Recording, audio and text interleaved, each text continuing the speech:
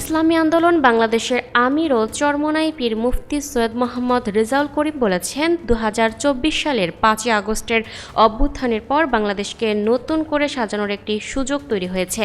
মানুষ মুক্তি পাওয়ার একটি সম্ভাবনা দেখছে। বিদেশি তাবেদারি থেকে দেশকে মুক্ত করার সুযোগ এসেছে। সেই সুযোগ কাজে লাগানোর লক্ষ্যে ইসলামী আন্দোলন বাংলাদেশ ইসলামের পক্ষে একটি বাক্স নিয়ে সারা দেশে মানুষের কাছে পৌঁছায়। এতে অনেক ইসলামী দল ও দেশপ্রেমিক মানুষ আমাদের সঙ্গে যুক্ত হয়। কিন্তু ইসলাম নামের বাক্সটাকে ছিনতাই করে ক্ষমতালোভীরা এটাকে ধ্বংস করে ফেলেছেন।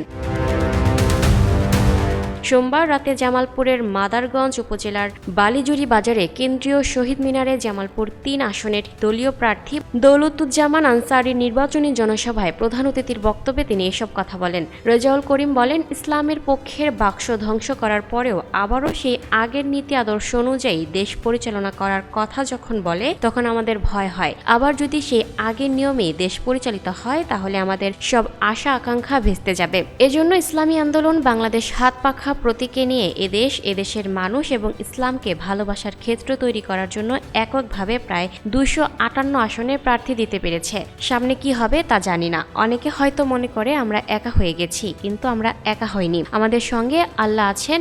বাংলাদেশের মানুষ ও যারা ইসলামকে ভালোবাসেন তারা আছেন।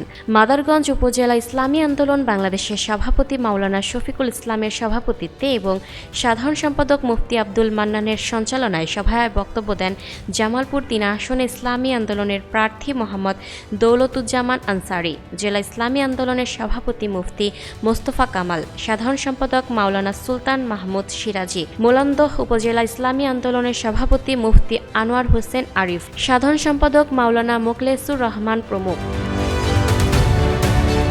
Lucky Akter, people voice television, Dhaka.